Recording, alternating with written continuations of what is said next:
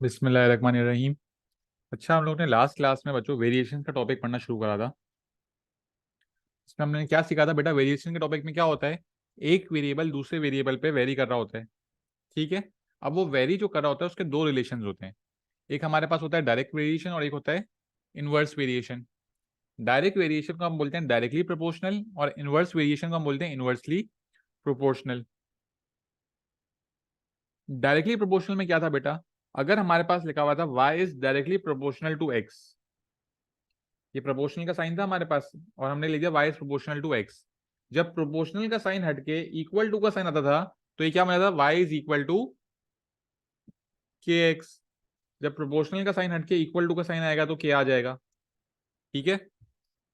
Square of x का मतलब था x स्क्वायर, फिर y इज इक्वल टू के एक्स स्क्वायर हो रहा था। मैंने एक बहुत इंपॉर्टेंट बात बताई थी जो बच्चे पेपर में गलती करते हैं, स्क्वायर और स्क्वायर रूट का डिफरेंस। जब सिर्फ स्क्वायर लिखा हुआ है मतलब x की पावर 2 है और स्क्वायर रूट का मतलब है अंडर रूट एक्स। जब सिर्फ क्यूब लिखा हुआ है मतलब x का क्यूब है और जब क्यूब रूट बोला है मतलब क्यूब रूट ऑफ x। और इसमें k जो है फिर एंड में सबसे आगे मल्टीप्लाई हो जाता था। लेकिन इनवर्सली प्रोपोर्शनल में क्या था बेटा? इनवर्सली प्रोपोर्शनल के अंदर हमारा जो आंसर है वो फ्रैक्शन के अंदर आता था। इनवर्सली प्रोपोर्शनल के अंदर हमारा जो आंसर है वो फ्रैक्शन के अंदर आता था। मतलब अगर लिखा हुआ है y is inversely proportional to x तो ये क्या हो जाएगा? 1/x। इनवर्स में क्या हो जाएगा? 1/x हो जाएगा। और फिर जब इक्वल टू आएगा तो ये बन जाएगा k/x। इसी तरह सेम अगर y is inversely proportional to square of x मतलब 1/x स्क्वायर, फिर ये k/x स्क्वायर बन रहा था। इस तरह मैंने आप लोगों को सारे केसेस लिखवा दिए थे। हमारे पास पेपर में क्या क्या आता है? x square of x which is x square, square root of x मतलब under root x, cube of x मतलब x क्यूब और क्यूब रूट ऑफ x मतलब क्यूब रूट ऑफ x। ठीक है। फिर हमने उसकी 5 एग्जांपल्स करी थी। पहले हम k की वैल्यू निकालते हैं और फिर उस रिलेशन से हम लोग सवाल सॉल्व कर लेते हैं। ऐसे हमने 5 सवाल किए थे, फिर 4 5 आप लोगों ने मुझे खुद से करके दिए थे। कल की क्लास क्लियर थी, तो अब आज हम लोग पास्ट पेपर्स की तरफ जाएं।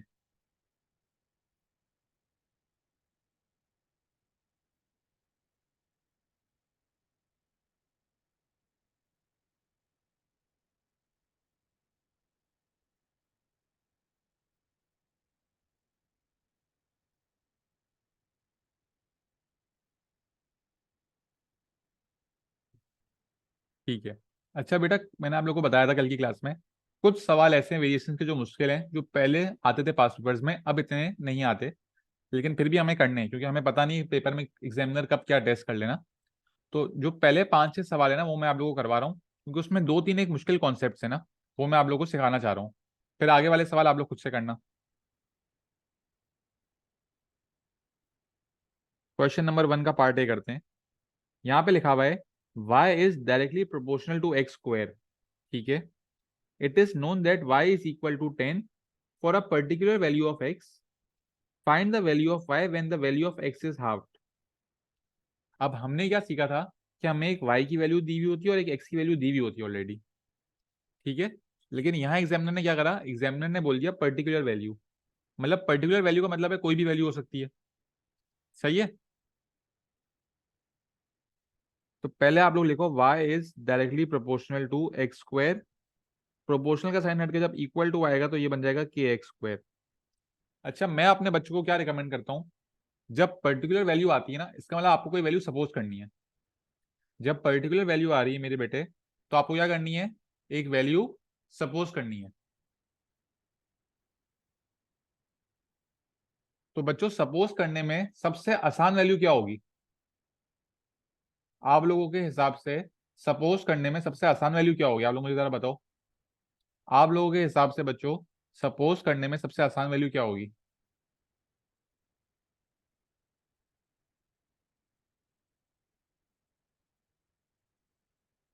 बिल्कुल, वेरी गुड। सबसे आसान वैल्यू होगी 1। तो हम सपोज कर रहे हैं कि जब x 1 होगा तो y 10 आ रहा है, क्योंकि पर्टिकुलर वैल्यू है मतलब हमें सपोज करनी है। तो हम सपोज कर रहे हैं जब x 1 होगा तो y 10 आएगा। y 10 कब आएगा? जब x होगा 1। तो k की वैल्यू आ गई 10 और हमने इस k को यहाँ सब्स्टिट्यूट कर दिया, तो ये आ गए y is equal to 10x²। हमारे पास क्या आ गया बच्चों, y is equal to 10x²। अब मुझसे पूछा हुआ है find the value of y when the value of x is half. Half का मतलब x की वैल्यू को हमें आधा कर देना है। बेटा 1 का हाफ क्या होगा, 1/2 होगा। 1 का हाफ 1/2 होगा। मतलब अब मैं यहाँ पे x की जगह जब 1/2 डालूंगा तो y की वैल्यू क्या आ रही होगी, हमें ये बताना है। x की वैल्यू को हाफ करना है ना, तो x की वैल्यू 1 हमने सपोज करी थी, तो हाफ करेंगे तो 1/2 हो जाएगी। तो y is equal to 10 bracket 1/2 का स्क्वायर। 1 का स्क्वायर होता है 1, 2 का स्क्वायर होता है 4। 10/4 इज 2.5। तो ये आपका आंसर आ गया। कोई मसला पहले पार्ट में, किसी बच्चे को कोई मसला पहले पार्ट में?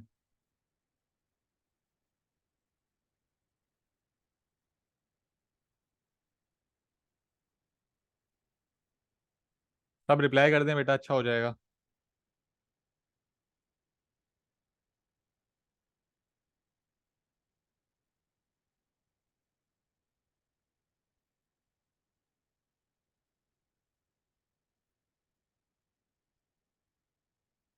ठीक है।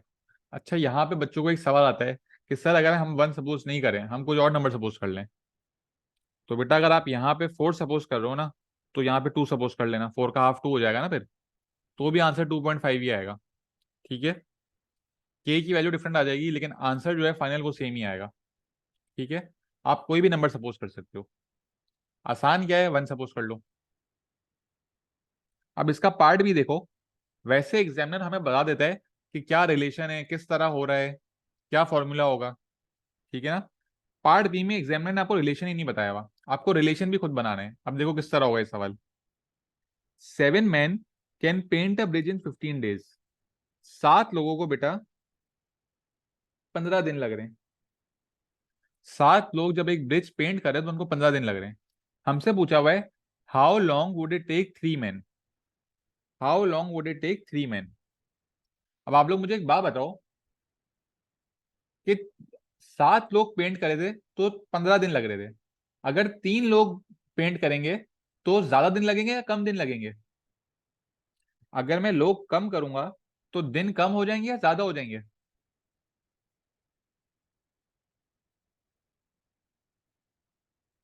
बिल्कुल ज्यादा हो जाएंगे, क्योंकि जब लोग कम काम कर रहे हैं तो टाइम ज्यादा लगेगा तो दिन ज्यादा लगेंगे। मतलब जब लोग कम हो रहे हैं तो दिन हो जाएंगे ज्यादा। लोग कम हो रहे हैं तो दिन हो जाएंगे ज्यादा।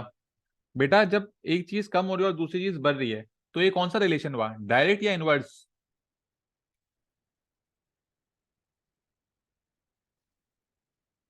अगर एक चीज इंक्रीज हो रही है और दूसरी चीज डिक्रीज हो रही है, तो ये हुआ इनवर्स रिलेशन। जब एरो सेम बनते हैं ना, मतलब एक चीज इंक्रीज हो रही है और दूसरी भी इंक्रीज हो रही है, तो होता है डायरेक्ट। और जब एक चीज इंक्रीज हो रही है और दूसरी चीज डिक्रीज हो रही है, या एक चीज डिक्रीज हो रही है और दूसरी चीज इंक्रीज हो रही है, उल्टा रिलेशन है, तो ये क्या होगा बेटा, इनवर्स रिलेशन। तो हमें पता है मैन जो है वो इनवर्सली प्रोपोर्शनल है डेज के। आपके जो मैन है वो इनवर्सली प्रोपोर्शनल है डेज के। जब प्रोपोर्शनल का साइन हटेगा तो इक्वल टू का साइन आ जाएगा, के इज इक्वल k/d। अब मैन है 7 और डेज हैं 15। मैन है 7, डेज हैं 15। 15 यहाँ डिवाइड हो रहा है, वहां जाके मल्टीप्लाई हो गया। के की वैल्यू आ गई 105। के को यहाँ सब्स्टिट्यूट कर दिया, m is equal to 105/d। अब सवाल में क्या पूछा, जब 3 मैन होंगे तो कितने दिन लगेंगे? जब 3 मैन होंगे तो कितने दिन लगेंगे? डी यहाँ डिवाइड हो रहा है, वहां जाके मल्टीप्लाई हो जाएगा। 3d is equal to 105।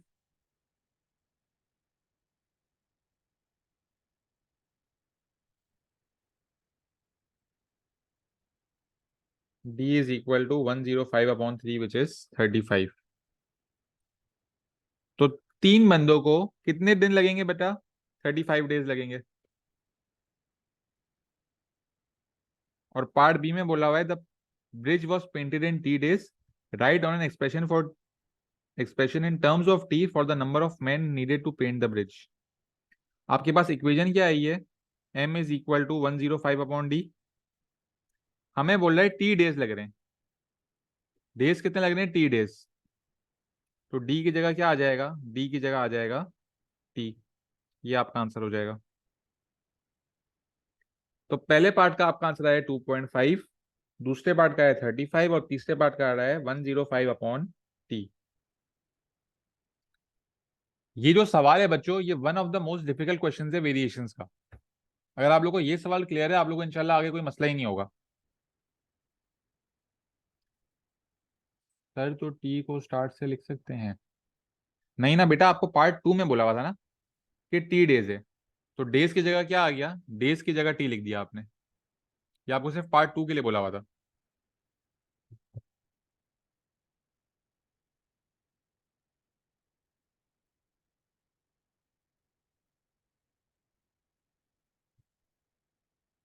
Last वाले पार्ट में क्या है यमुना, लास्ट वाले पार्ट में एग्जामिनर आपको बोल रहा है कि ब्रिज को पेंट करने में टी डेज लगे थे, अपना एक्सप्रेशन बताओ इन टर्म्स ऑफ टी क्या आएगा।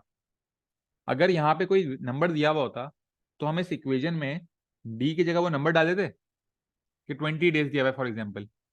एग्जामिनर ने बोला टी डेज दिया हुआ है, तो डी की जगह क्या आ जाएगा, डी की जगह टी आ जाएगा। डी की जगह टी आ जाएगा। क्लियर है।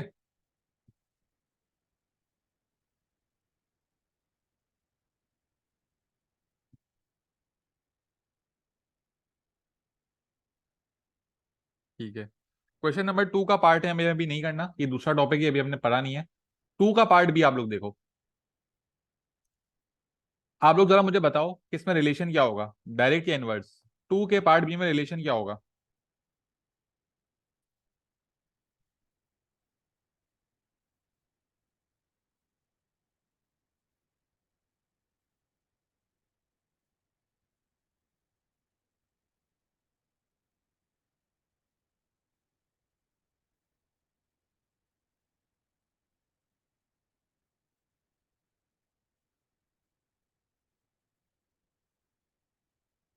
रुमा बेटा, आप इतना लेट आ रही हो क्लास में, क्या टाइम हो रहा है।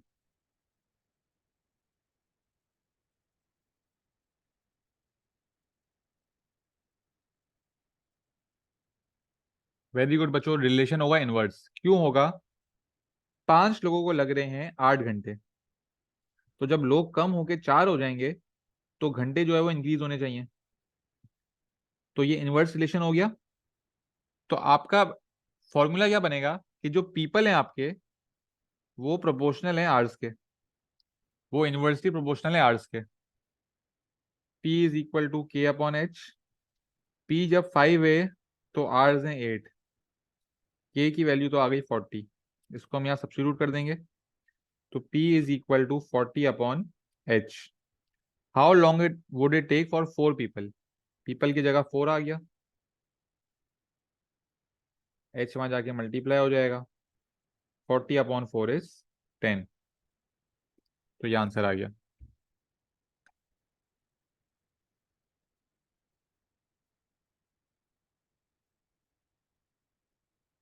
ठीक है, कोई मसला बच्चों।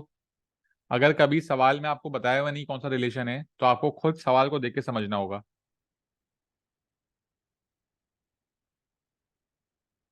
क्या देखा है बात बेटा, टाइपिंग एरर हो गया, समझ नहीं आ रहा। हम्म, बिल्कुल बिल्कुल ईजी है। 3 पे आ जाओ भाई। It is given that P is equal to 12 upon under root Q. Describe the relationship between P and Q in words by completing the sentence in the answer space. P is dash proportional to the square root of K Q। बेटा क्या proportional है, direct या inverse. ये directly proportional है, inversely proportional है।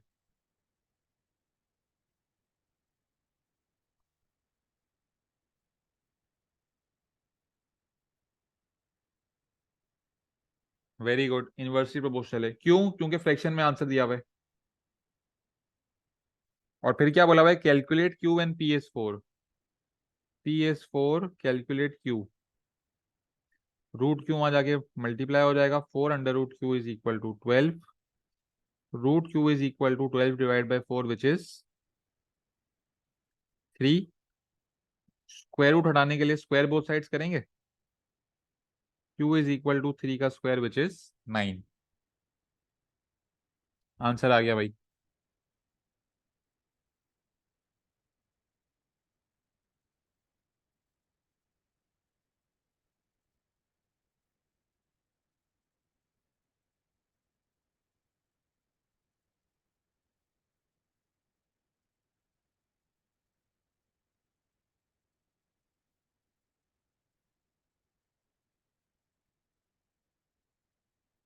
Question number 4।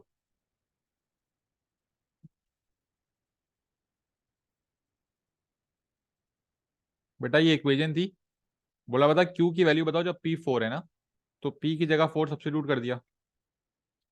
अब ये root Q यहाँ डिवाइड हो रहा है, वहां जाके मल्टीप्लाई हो गया। 4 यहाँ मल्टीप्लाई हो रहा था, यहाँ के डिवाइड हो गया। 12 डिवाइड बाई 4 3 आ गया। अब स्क्वायर रूट हटाने के लिए हमने स्क्वायर बोथ साइड्स कर दिया ना, तो 9 आंसर आ गया।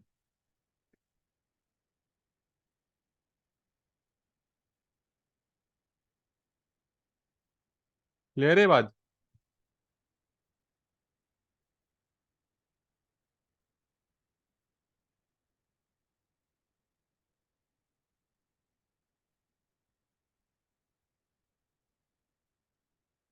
क्वेश्चन 4 देख लेते हैं।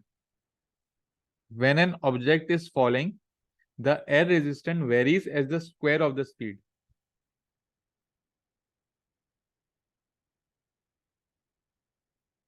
बच्चों एक बात बताओ कि जब एक ऑब्जेक्ट फॉल हो रहा होगा, जब वो नीचे आ रहा है, तो क्या उसकी स्पीड इंक्रीज हो रही होगी या डिक्रीज हो रही होगी?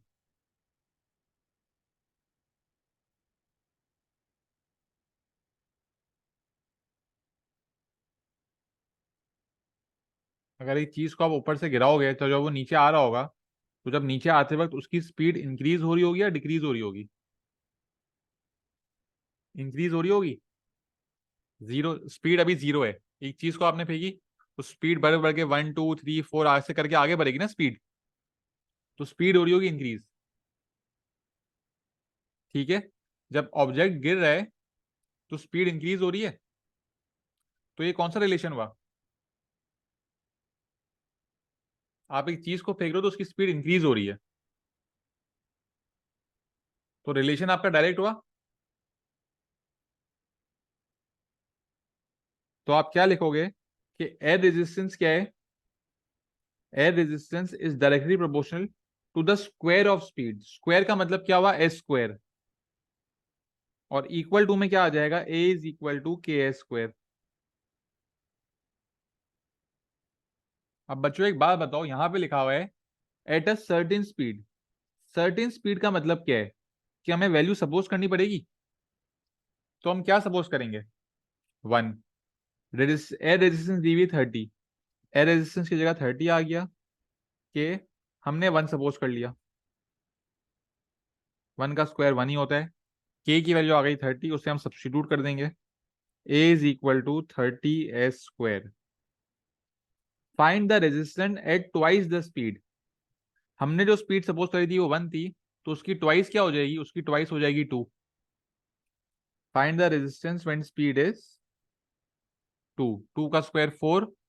4 इंटू 30 इज 120। तो ये आ गया हमारा आंसर पार्ट 1 का, 120 न्यूटन्स। सबसे मुश्किल सवाल वेरिएशंस का इस तरह का होता है, इससे मुश्किल नहीं मिलेगा आप लोगों को।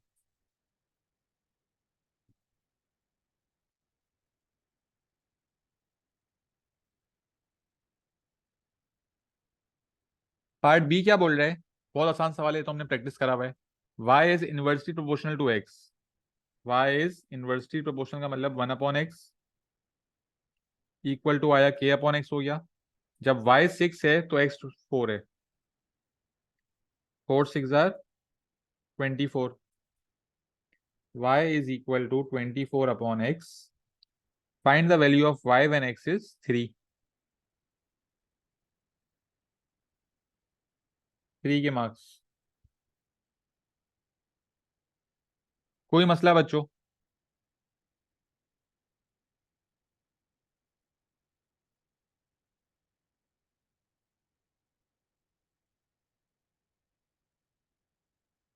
चलो 5 मैं करा रहा हूँ, फिर आप लोग करना सवाल। y is, it is given that y is directly proportional to the square of x। भाई डायरेक्टली प्रोपोर्शनल है, x स्क्वायर होगा। Given that y is 1 when x is half, find the formula for y in terms of x। बेटा example में मैंने सबसे पहले आपको एक सवाल दिया था रिलेशन बताने का, मैंने आप लोगों को बताया था कि रिलेशन एग्जामिनर कभी कभार बनवाने के लिए बोलता है। यहाँ पे एग्जामिनर अलग से रिलेशन का अलग से सवाल दिया हुआ है उसने। तो यहाँ पे हमें k की वैल्यू निकाल के k को इक्वेशन में सब्स्टिट्यूट करना है, तो रिलेशन आ जाएगा। ये लिख दिया, y की जगह आएगा 1, x की जगह आ जाएगा 1/2 का स्क्वायर। 1/2 का स्क्वायर होता है बच्चों 1/4। अब ये 4 यहाँ डिवाइड हो रहा है, वहां जाके मल्टीप्लाई, के आ गया 4, और इसको हमने यहाँ सब्स्टिट्यूट कर दिया, y is equal to 4x square. ये आ गया हमारा रिलेशन पार्ट 1 का। पार्ट 2 में बोला हुआ है फाइंड द वैल्यूज। बेटा सवाल को है ना अच्छे से पढ़ने, वैल्यूज का मतलब क्या है कि दो आंसर आएंगे। Find the values of x when y is equal to 9। जब y 9 है तो x की क्या वैल्यूज आएंगी। ये 4 यहाँ मल्टीप्लाई हो रहे हैं, यहाँ के डिवाइड, और फिर स्क्वायर रूट बोथ साइड्स। बेटा 9/4 का स्क्वायर रूट क्या हो जाएगा, पता है आप लोगों को। P1 में आएगा ये सवाल।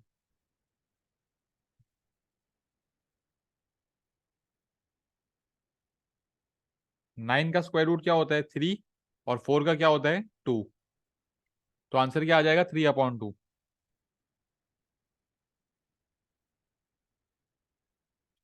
क्या ये मेरा आंसर सही है, क्या मुझे फुल मार्क्स मिल जाएंगे।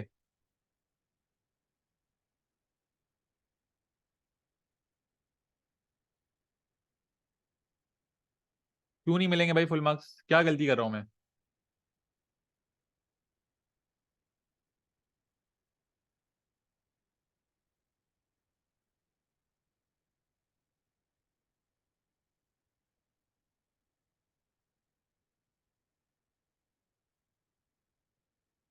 जब भी अंडर रूट होता है तो आंसर प्लस माइनस में आता है। तो मैंने यहाँ प्लस माइनस लिखा, मुझे यहाँ प्लस माइनस लिखना होगा। मतलब एक्स के दो आंसर्स आ रहे हैं, एक आ रहा है 3/2, दूसरा आ रहा है -3/2। बेटा मेरे ख्याल से जितना आप लोगों ने पढ़ लिया ना इन 2-3 महीनों में, मैं कम से कम 20-25 दफा बता चुका हूँ तुम लोगों को कि जब भी स्क्वायर रूट लगेगा आंसर प्लस माइनस में आएगा। ये बात प्लीज मत भूलना, ठीक है। क्या पहले 5 सवाल सबको क्लियर है, सब जवाब दे दो पहले, ताकि फिर मैं जो अगले सवाल लिखाऊं वो आप लोग करके मुझे बताओ। क्या पहले 5 सवालों में कोई मसला है।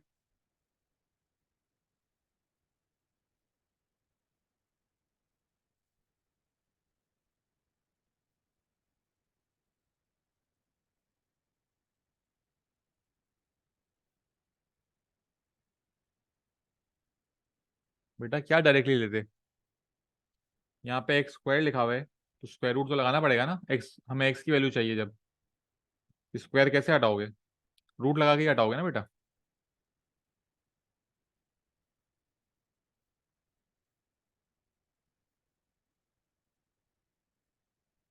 चलो भाई शाबाश। क्वेश्चन 6-7 करो, पहले 6 करो।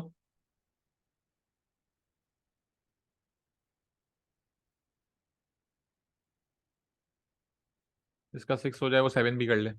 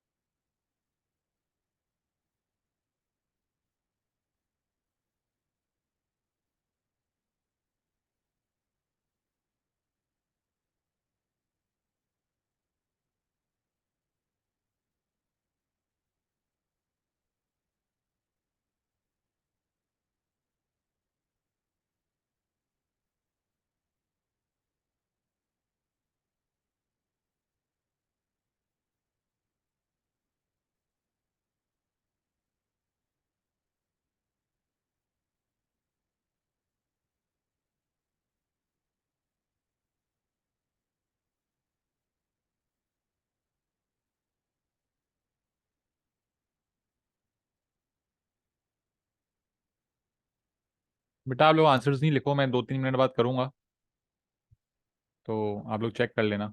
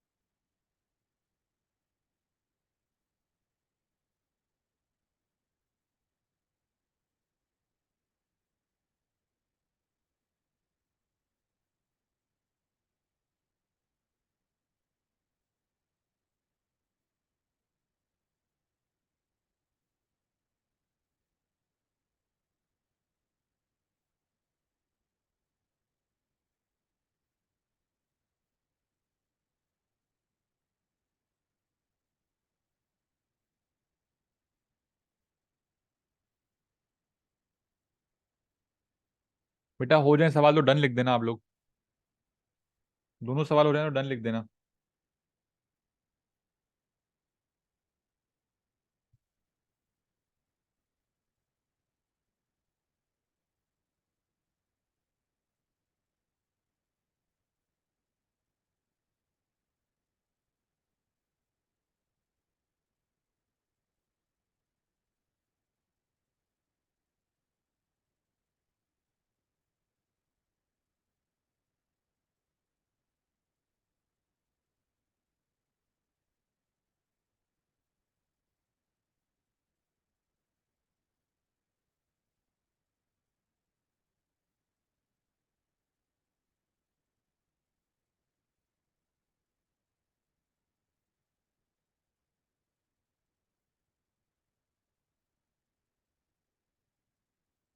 भाई क्वेश्चन 6 देखते हैं।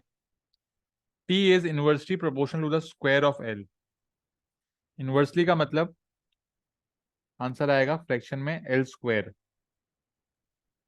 Equal to K upon L square. When T is 9 L is 2। T is 9 L is 2। 2 का स्क्वायर 4। 4 into 9 is 36।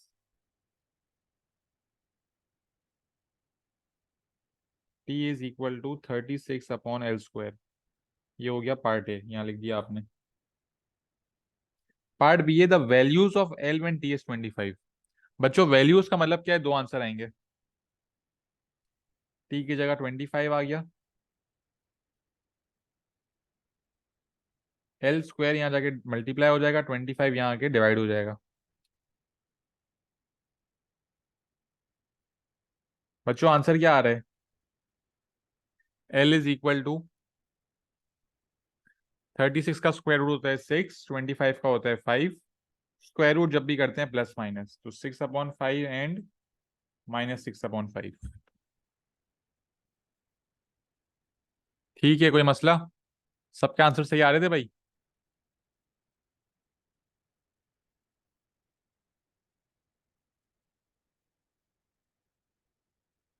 7 पे आ जाओ, इसमें से फॉर्मूला बताना है। डायरेक्टली प्रपोज स्क्वायर रूट, बस ये वेट कर रहा था मैं सवाल का। स्क्वायर रूट का मतलब क्या है? अंडर रूट आएगा। Y is directly proportional to under root x. इस बात का बच्चों प्लीज ख्याल रखना। Y is equal to k under root x. Y की जगह आ गया 12, एक्स की जगह आ गया 36। 36 बन जाएगा 6 के। K is equal to 12/6 which is 2। Y is equal to 2√x।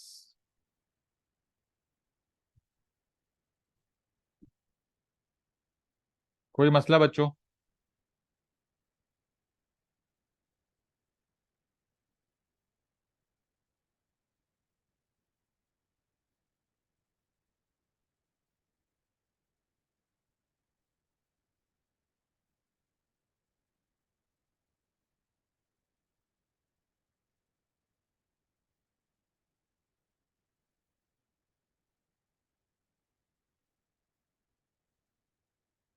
Find the value of x when y is equal to 10। y is equal to 2 root x था। Find the value of x when y is 10। 2 यहाँ multiply हो रहा है, वहां जाके divide, 10/2 is 5। Square root को हटाने के लिए हम लोग करेंगे स्क्वायर बोथ साइड्स। 5 का स्क्वायर होता है 25।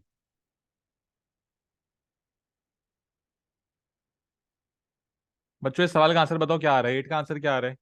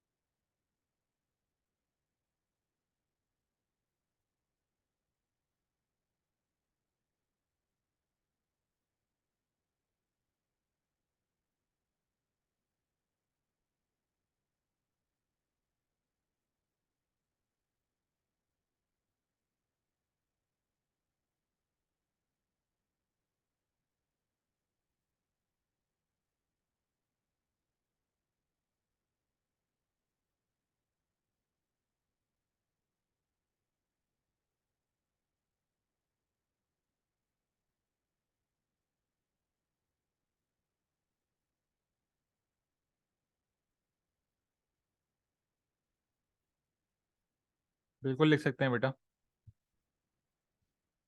इन्वर्सिटी प्रोपोर्शनल का मतलब 1/x और फिर k/x हो गया। जब y 250 है तो x 4 है, 4 में जाके मल्टीप्लाई होगा, k आ गया 1000। y इज इक्वल टू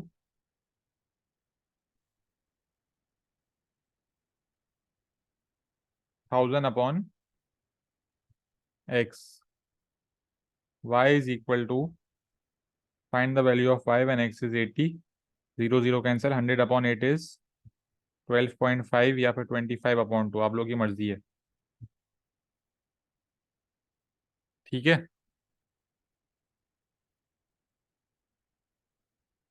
अच्छा बस एक ये सवाल मैं आप लोगों को कराना चाह रहा हूँ, क्योंकि जब ये टेबल बना हुआ था तो बच्चे कंफ्यूज हो जाते हैं। बस एक सवाल ये देख लो, फिर बाकी जो है ना आप लोग का होमवर्क हो जाएगा। सवाल कितने वेरिएशंस के? 33 सवाल हैं बेटा।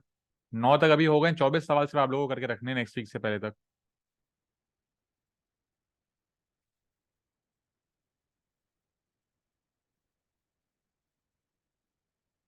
y is inversely proportional to x square. y is inversely proportional to x square का मतलब हो गया y is equal to k/x square. सवाल पढ़ने से पहले काम कर लिया भाई। अब क्या बोला भाई, some values of y and x are given in the table below. ये 3 4 दिया हुआ है, 2p दिया हुआ है और q1 दिया हुआ है।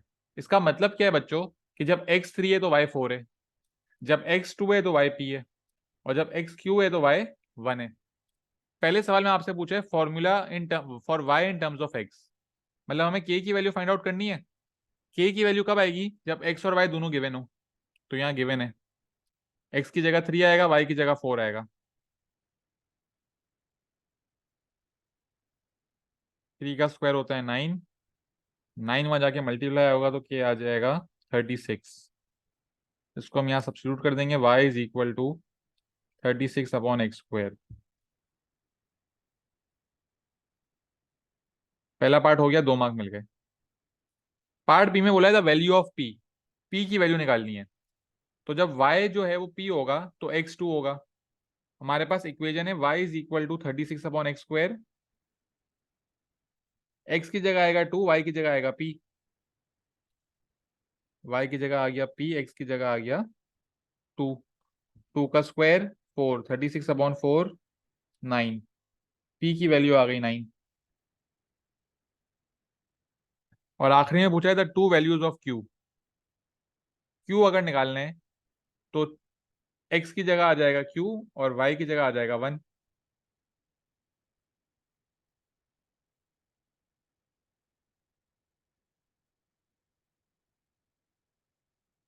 x की जगह q आ गया, q स्क्वायर वहां जाके मल्टीप्लाई हो गया, स्क्वायर रूट कर देंगे। बच्चों आंसर क्या आएगा? स्क्वायर रूट ऑफ 36 करेंगे, आंसर क्या आएगा?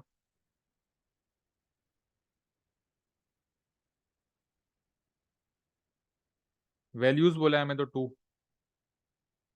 दूसरा आंसर क्या होगा? एक 6 होगा ये बात। बिल्कुल, वेरी गुड, +-6 भूलना नहीं भाई। 6 और -6। बच्चों कोई मसला वेरिएशंस में? मुश्किल तो नहीं लगा ये टॉपिक?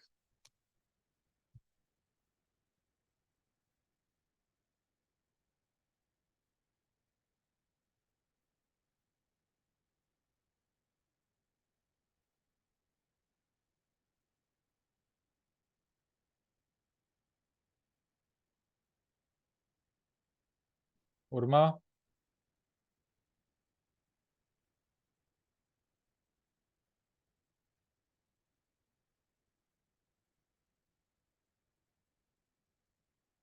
ठीक है बेटा, बस आप लोग मेक श्योर करना आप लोग के पास एक्सेस है मेरे पास पेपर्स का। 9 तक मैंने करा दिए, 9 के बाद आप लोग कर लेना, कोई मुश्किल हो बेटा व्हाट्सएप पे पूछ लेना। आई डोंट हैव ये बात बेटा, मुझे व्हाट्सएप पे जो है ना अपना ईमेल एड्रेस सेंड कर दो, मैं आपको अपने पास पेपर्स का एक्सेस दे देता हूँ। ठीक है, व्हाट्सएप पे मुझे अपना ईमेल सेंड कर दो, रात तक मैं आपको एक्सेस दे दूंगा। और मैसेज पे लिख देना कि sir I need access of O level maths past papers. ठीक है।